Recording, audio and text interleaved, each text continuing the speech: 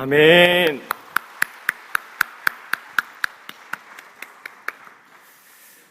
네, 우리 라온 중창단의 감미로운 찬양 감사드립니다. 저는 끝난 줄 알고 미리 나왔는데 반전이 있을 줄은 제가 미처 예상을 못했습니다. 예상치 못한 은혜에 저도 함께 두 손을 들까 하다가 너무 틀 것 같아서 아래쪽에서 이렇게 살짝 쳤습니다. 이렇게. 그래서 참 우리 라온 중창단 감미로운 찬양에 참 감사드립니다.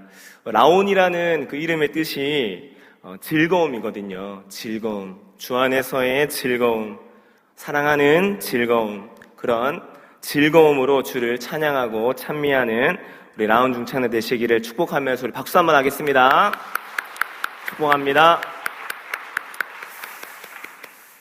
그리고 또한 이 시간에 마석기도원 우리 산상집회에 우리 목사님과 또 우리 성가대원 그리고 많은 성도님들께서 함께 동참하고 계십니다. 대략 한 60여 명 정도 함께 마석기도원에서 예배드리고 계십니다.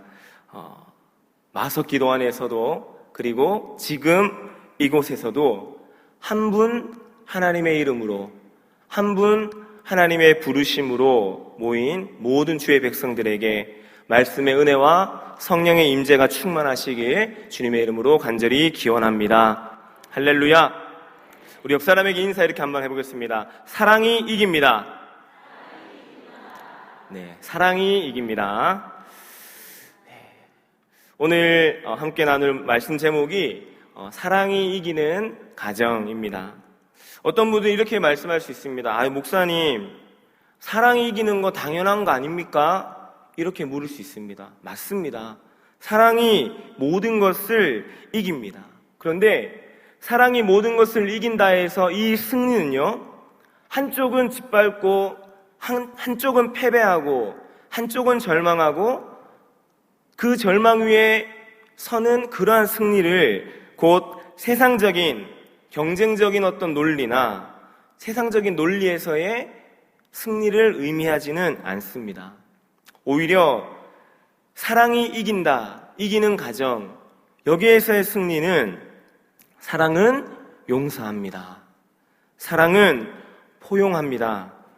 사랑은 극복합니다.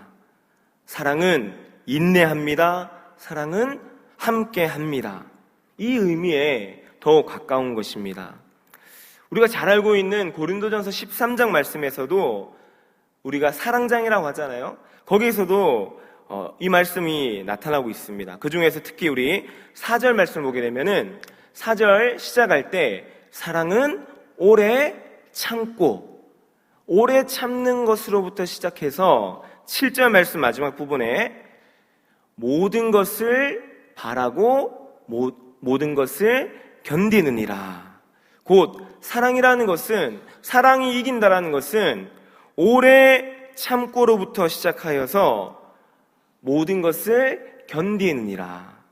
곧 이 4절부터 7절까지의 이 한 단락을 마무리하는 이 사도 바울의 가르침을 볼 때에도 사랑은 중간에 포기하는 것이 아니구나.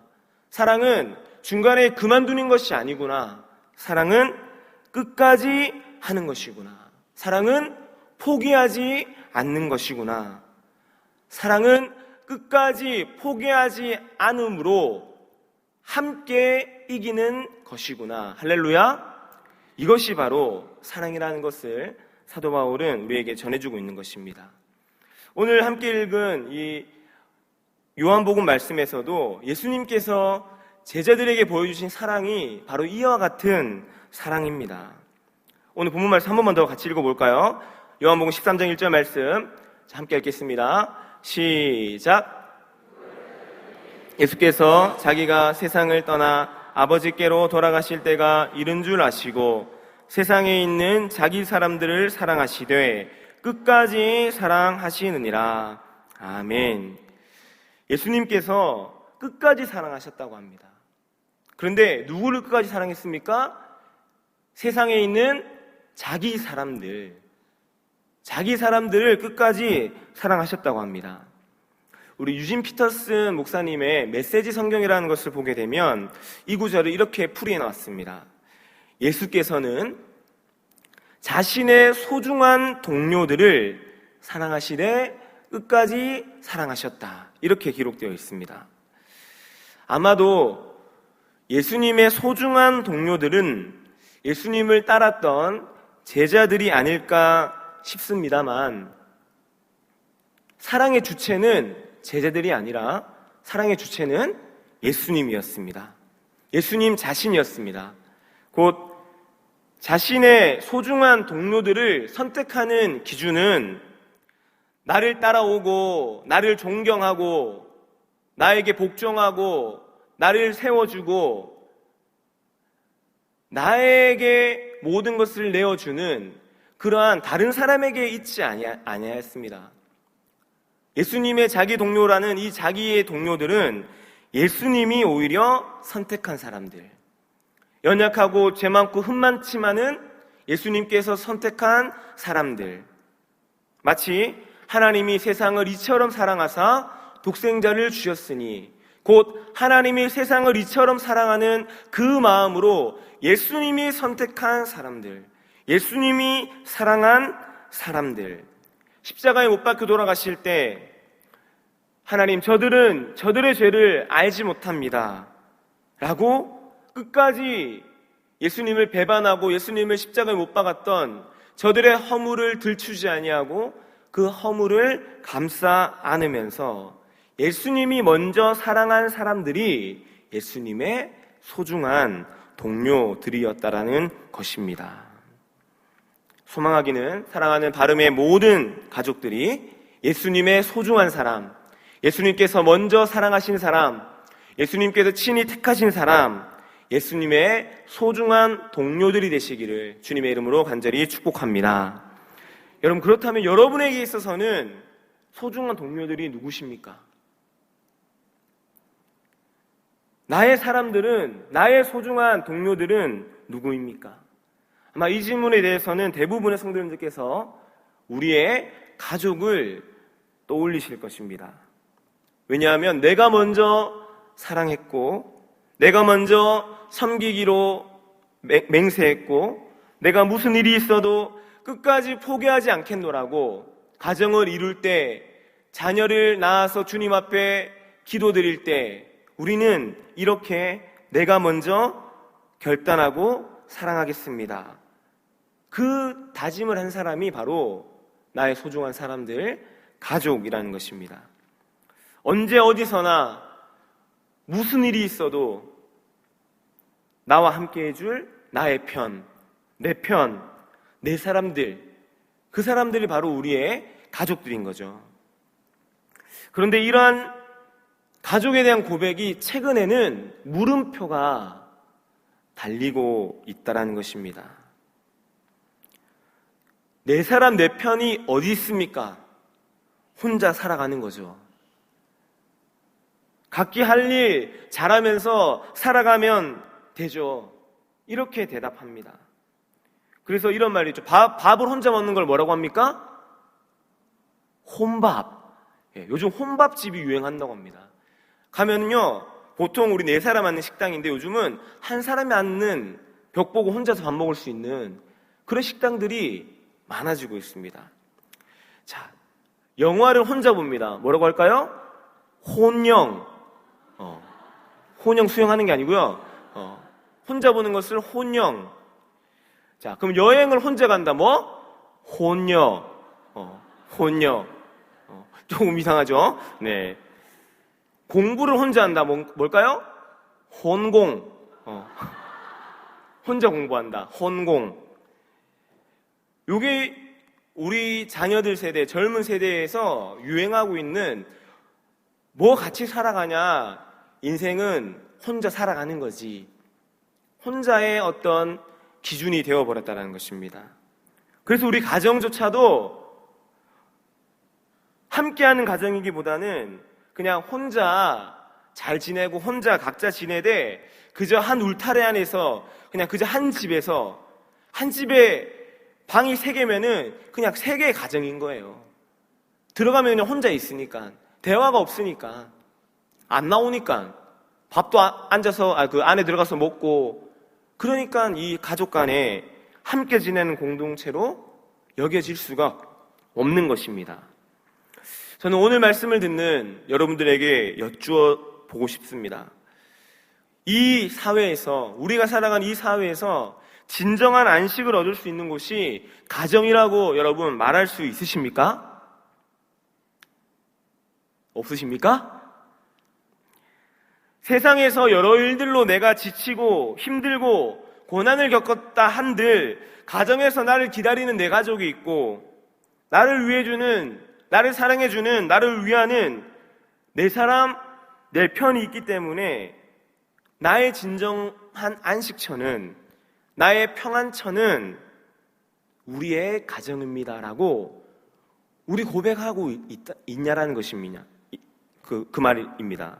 그런데 안타깝게도 현재 시대를 살아가면서 가장 치열하게 감정적인 싸움이 일어나는 곳이 바로 가정인지도 모르겠습니다.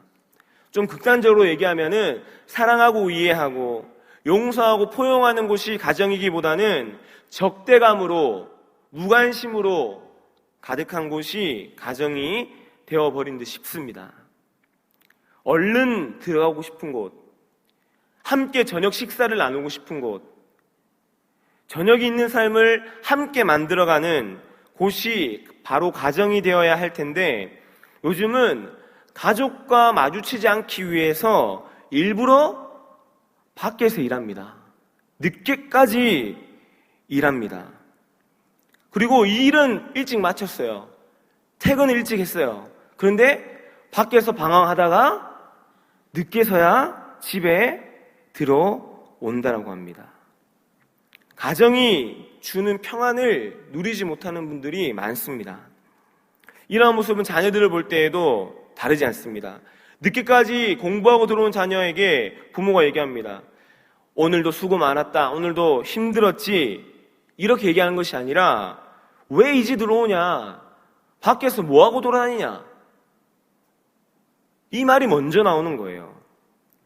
자녀의 마음을 듣기 전에, 자녀의 삶을 이해하기 전에 늦게 들어온 것 하나, 어디서 무엇 하는지 모르는 그 팩트, 그거 하나만으로 내 생각대로, 내 판단대로 자녀들에게 말을 내던집니다. 사랑하는 여러분, 가정 안에서의 대화 방식이 바꾸어져야 합니다. 나 중심에서 너 중심으로 바꾸어져야 합니다. 나 중심에서 우리 중심으로 대화의 방식이 바꾸어져야 합니다. 여러분, 그런데 나 중심적인 대화는 어디에서부터 시작할까요? 나 중심적인 대화는 내가 우리 가정의 주도권을 잡아야겠다. 내가 우리 가정의 머리가 되어야 되겠다. 이것으로부터 시작합니다. 근데 여러분, 가정 안에서 내가 주도권을 잡고 내가 머리가 되는 그것을 우리가 바랄 것이 아니라 반대입니다. 오히려 내가 어떻게 하면 우리 가정의 종이 될 수 있을까?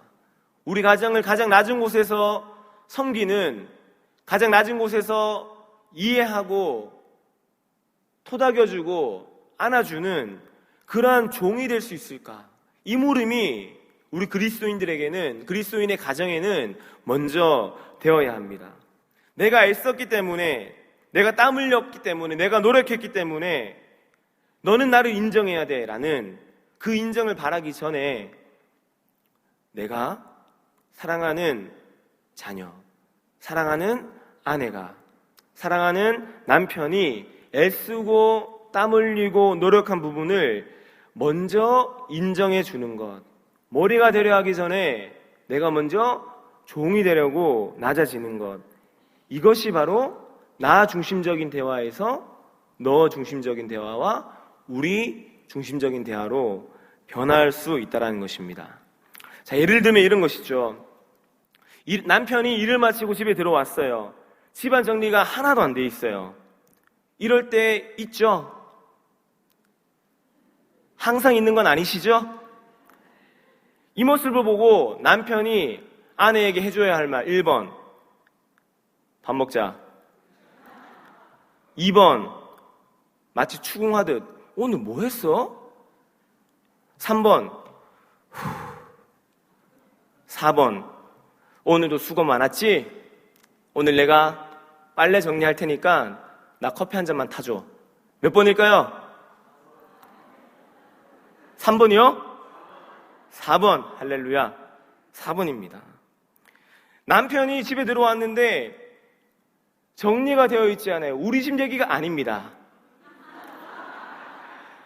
정리가 되어 있지 않아요.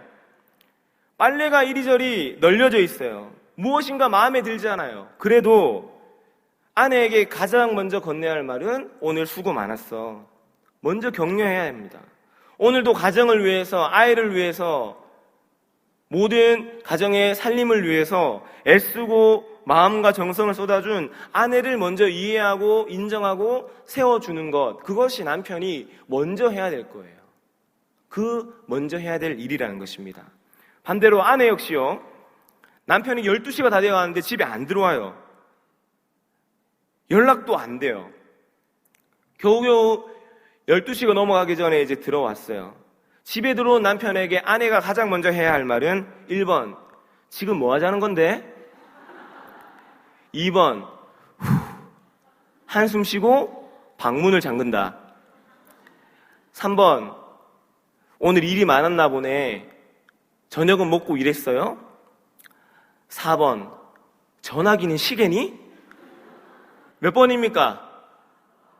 4번입니까? 3번이죠, 3번. 우리가 사람인지라 마음은 1번일 수도 있고 2번일 수도 있고 4번일 수도 있어요. 그런데 나만큼 바깥에서 고생한 남편, 가정을 위해 땀 흘리고 직장에서 온갖 힘든 일을 다 겪고 오고 상사에게 또는 부하 직원에게 온갖 수모를 다 겪고 들어온 남편에게 여보, 고생 많았어. 근데 밥은 먹었어요? 이 말 한마디가 남편에게는 뭐냐면 복음인 거예요. 복음. 기쁜 소식인 거예요. 예수님이 마치 위로해 준 듯한 느낌을 받는 거예요. 그래서 역시 집밖에 없구나. 역시 우리 아내밖에 없구나. 내가 더 열심히 일하리라. 내가 우리 아내에게 충성하리라. 이런 결단들을 하게 된다는 것입니다. 이 모든 것들이요, 나의 주도권을 내려놓으면 가능합니다. 내가 더 고생한 것 같고 내가 더 땀 흘린 것 같고 내가 더 헌신하는 것처럼 느껴질 때 어떤 사람들은 내 주도권을 빼앗겼다 이렇게 생각할 수도 있겠지만 여러분, 결코 그렇지 않습니다. 주도권을 빼앗긴 것이 아니라 그저 사랑하고 있는 것입니다. 내가 가정을 사랑하고 있다라는 증거인 것입니다. 내가 가정의 주인이고 네가 가정의 주인이 아니라 우리 주님께서 가정의 주인이 되셨다라는 증거라는 것입니다. 저를 한번 따라합니다. 나의 주도권을 내려놓고 주님께 주도권을 맡기자. 할렐루야. 가정 안에서 나의 주도권을 내려놓음으로 주님께서 주인 되시는 우리 사랑하는 모든 바름 가족의 가정이 되시기를 주님의 이름으로 간절히 소망합니다. 여러분, 제가 유튜브로 가끔씩 영상을 보는데요, 김미경, 아마 보신 분도 있을 거예요. 김미경 강사의 파랑새라는 그런 프로그램이 있는데 짤막짤막하게 끊어서 유튜브로 올려놨더라고요. 근데 제가 몇 개를 봤었는데 이 말이 기억에 남았습니다. 가정생활, 특히 부부생활, 결혼생활이라는 것은 변해가는 모습을 사랑하는 것이다, 이런 말을 하더라고요. 원래 있었던 모습을 사랑하는 것이 아니라 원래 있었던 모습도 사랑했지만 변해가는 모습을 사랑하는 것이다. 그러면서 이렇게 예를 듭니다. 결혼할 때 아내가 예쁘고 날씬했어요. 지금은 애를 놓고 가정에서 일을 하고 아이를 교육하고 밥도 제대로 못 챙겨 먹어서 뭐에 밥 말아 먹어요? 물에 밥 말아 먹어요. 그러면서 살이 좀 쪄갑니다. 그럼에도 아내를 사랑할 수 있는 그 남자는 괜찮은 남편인 것입니다. 반대로 결혼할 때는 아주 잘생기고 멋졌어요. 꽤 매력 있는 남자였는데 일한다고 야근한다고 운동할 시간이 없어가지고 허리가 막 35, 36. 자, 그리고 얼굴도 피부가 고왔는데 밖에서 일한다고 새까매져요. 제 좀 새까만가요? 네. 그래서 남편을 덜 사랑하는 것이 아니라 그 변해가는 모습조차, 얼굴이 새까매져가는, 가정을 위해 헌신하는 그 모습조차, 비록 허리가 34, 35, 36 되면 안 되죠. 운동을 해야 되죠. 그러나 그 모습까지 사랑할 수 있는 그 안에는 괜찮은 아내, 이 자리에는 괜찮은 남편과 괜찮은 아내가 있을 줄로 믿습니다. 할렐루야. 사랑이 이기는 것은, 끝까지 사랑하는 것은 처음의 모습도 점점점 변해가는 모습도, 약해져가는 모습도, 아니 더 나아가서는 혹 변할지도 모르는, 변할 수도 있는 그러한 모습까지 사랑하는 것을 포함하는 것입니다. 여러분, 예수님께서 베드로를 부르셨을 때 마태복음 4장 20절 말씀에 그들이 곧 그물을 버려두고 예수를 따르니라. 예수님은 베드로를 사랑하시되 처음에 부르심에 응했던 베드로를 사랑하셨습니다. 마태복음 16장 18절에 함께 읽겠습니다. 시작.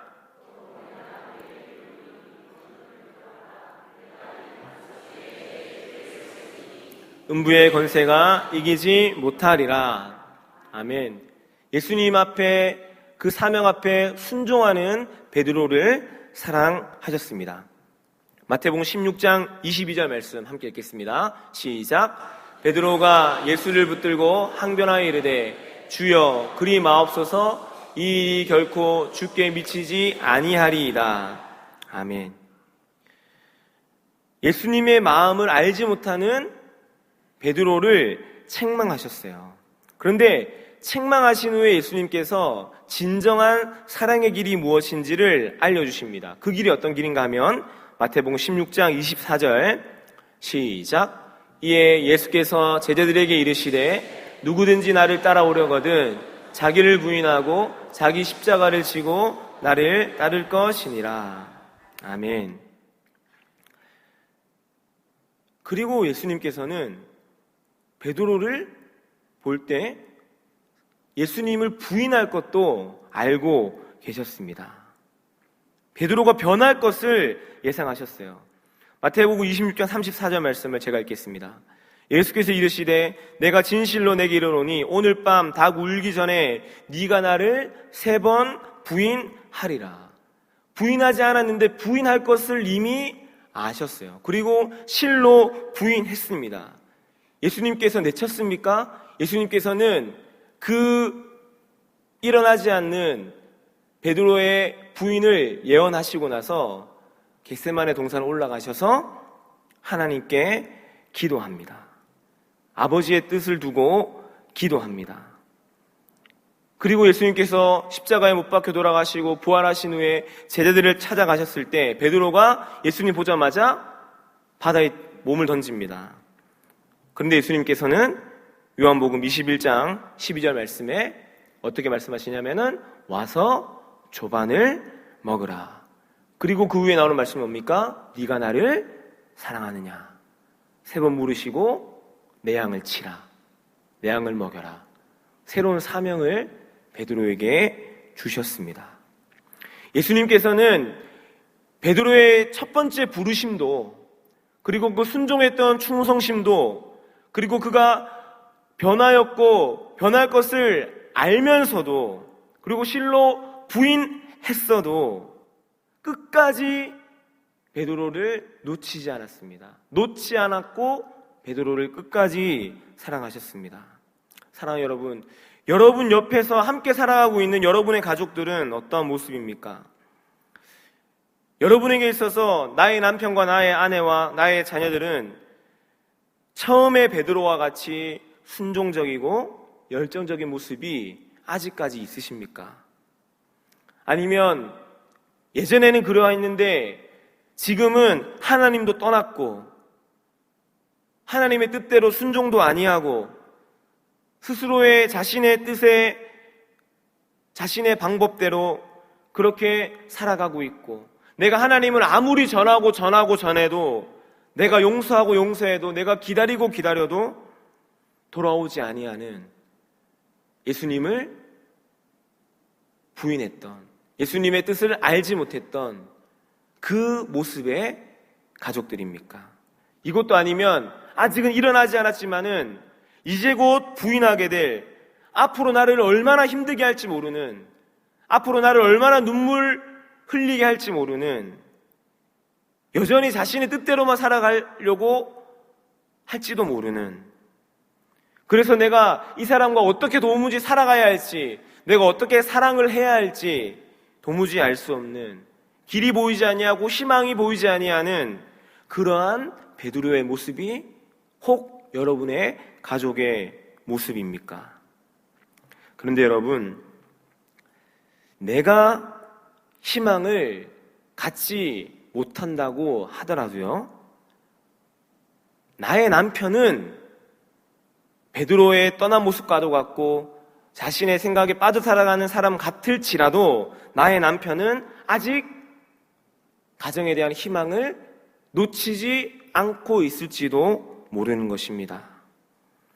나의 아내는, 남편은 아내를 볼 때 너무 힘들고 어떻게 함께 가정을 이루어 가야 할지 절망적이고 낙심적이라 할지라도 아내는 여전히 포기하지 아니하고 가정을 위해 기도하고 있을지도 모릅니다. 그리고 남편도 포기하고 아내도 포기하고 부모는 포기했지만은 사랑하는 자녀들은 우리 가정이 다시 회복되기를, 우리 가정이 다시 주 안에서 하나 되는 가정이 되기를 기도하고 몰래 눈물 흘려 가정을 위해 중보하고 있을지도 모르는 것입니다. 제가 하나의 예화를 들어드리겠습니다. 이거는 제가 예화를 그냥 픽션으로 한번 구성해 봤습니다. 최주원이라는 어린이가 야구를 좋아합니다. 야구 선수로 뛰고 있는데 야구 경기가 있으니까 아버지인 최근호 목사에게 꼭 경기장에 한번 와라, 이렇게 최주원 아들이 아버지한테 얘기를 했다고 합니다.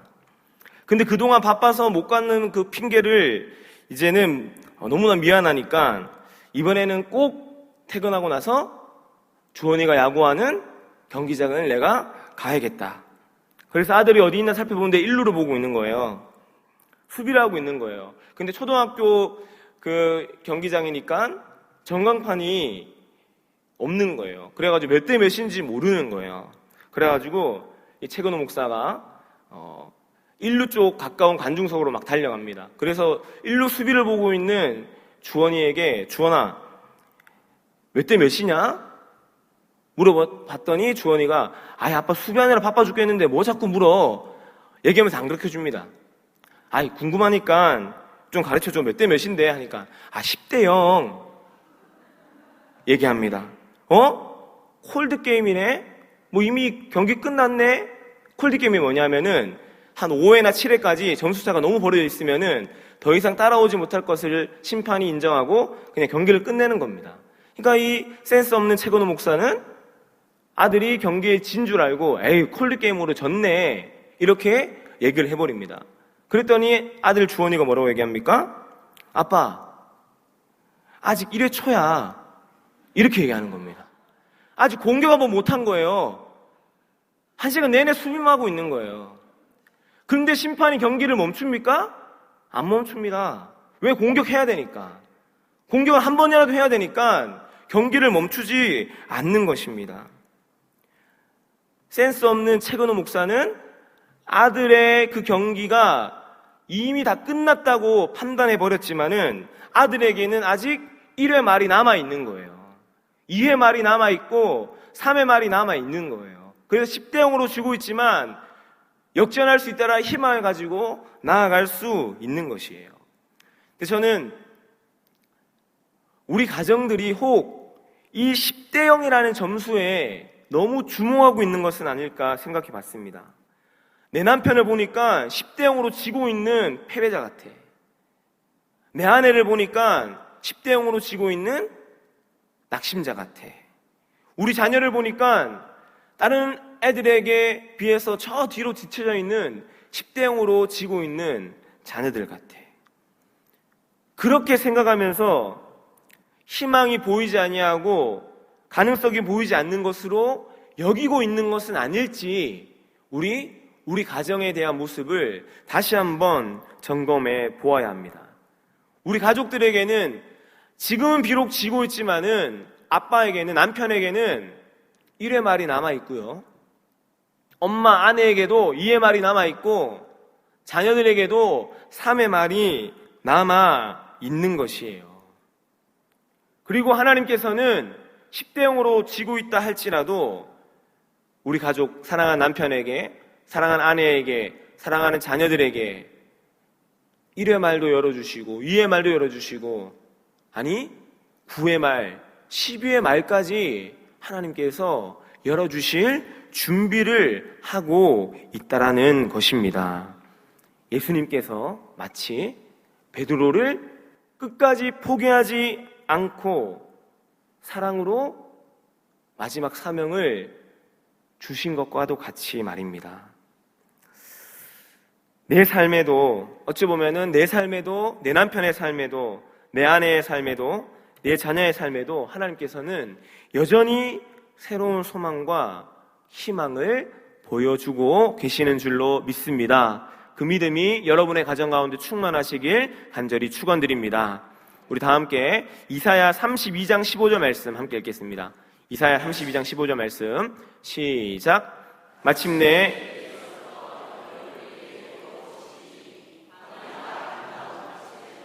아름다운 밭을 숲으로 여기게 되리라. 아멘.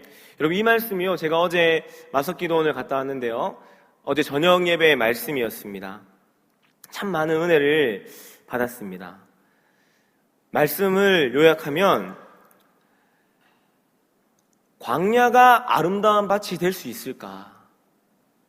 여러분, 우리의 생각으로는 안 되는 거예요.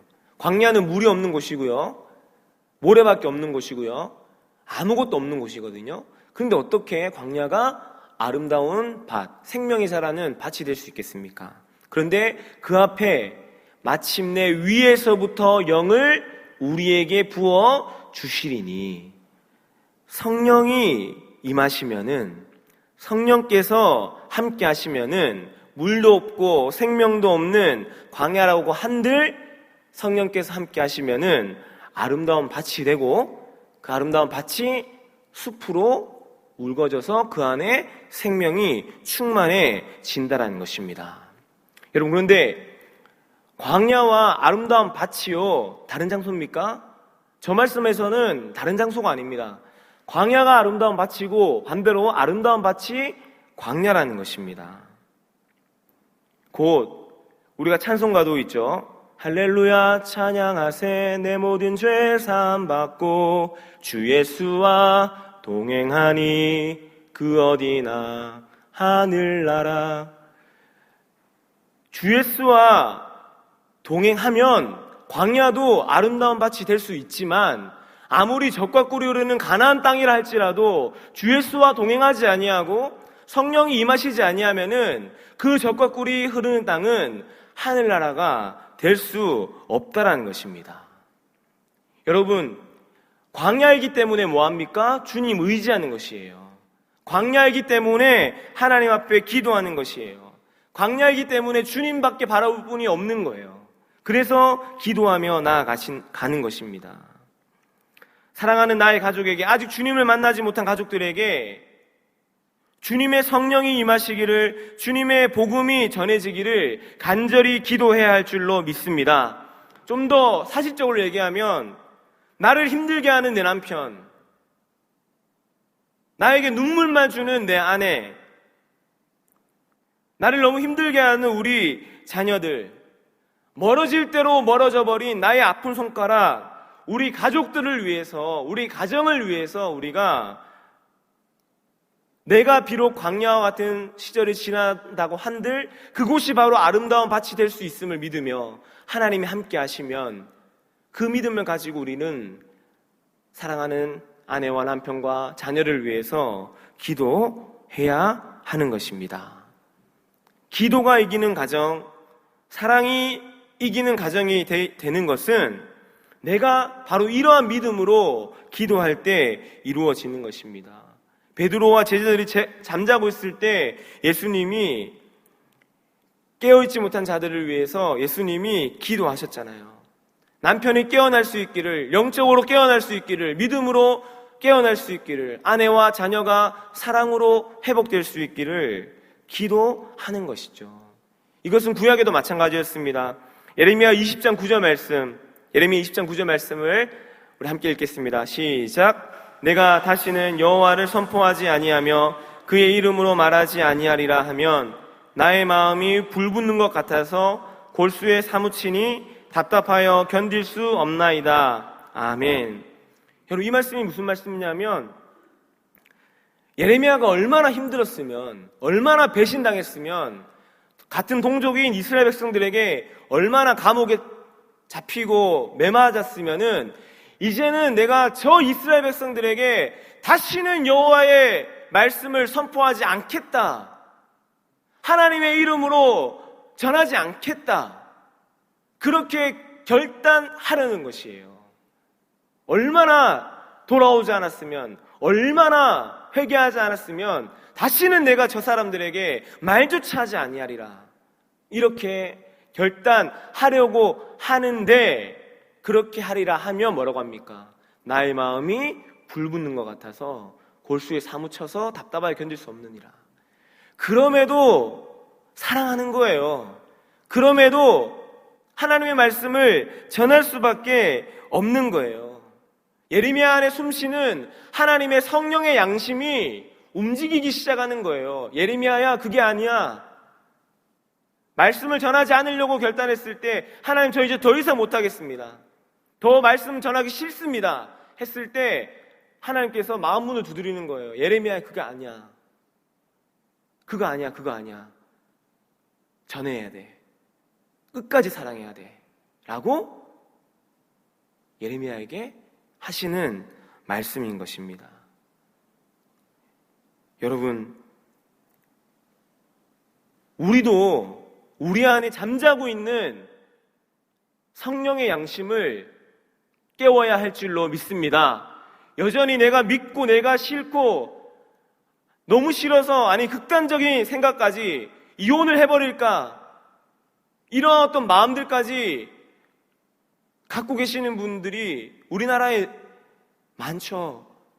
그리스도인들 중에도 많을 거예요. 그런데 그럴 때마다 예레미야의 마음을 기억하시면서 내가 포기하고 더 이상 말씀을 전하지 않겠다 다짐하려고 하면은 하나님이 양심을 깨우는 거예요. 그게 아니야. 끝까지 사랑해야 돼.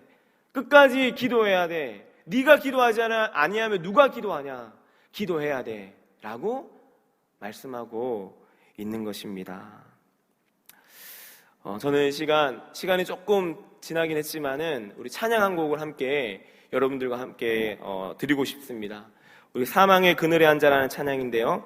이 찬양 우리의 가족을 생각하시면서 아직 주께로 돌아오지 않은 우리의 가족들, 혹은 내가 너무나 힘들고 나를 힘들게 하는 우리의 가족들이 있다라면 그분을 생각하시면서 우리 이 찬양 한 곡 함께 찬양하시겠습니다.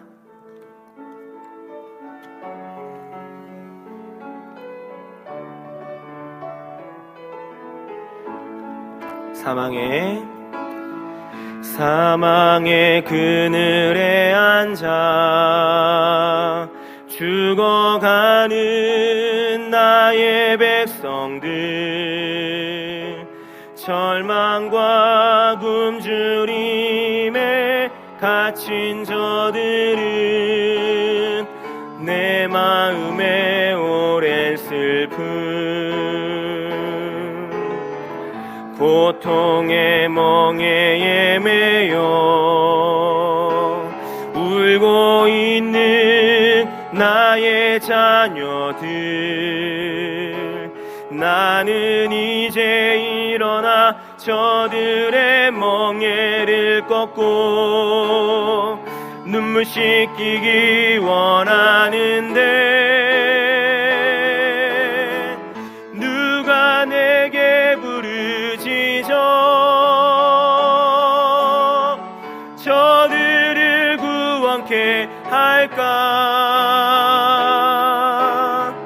누가 나를 위해 가서 나의 사랑을 전할까? 나는 이제 보기 원하네.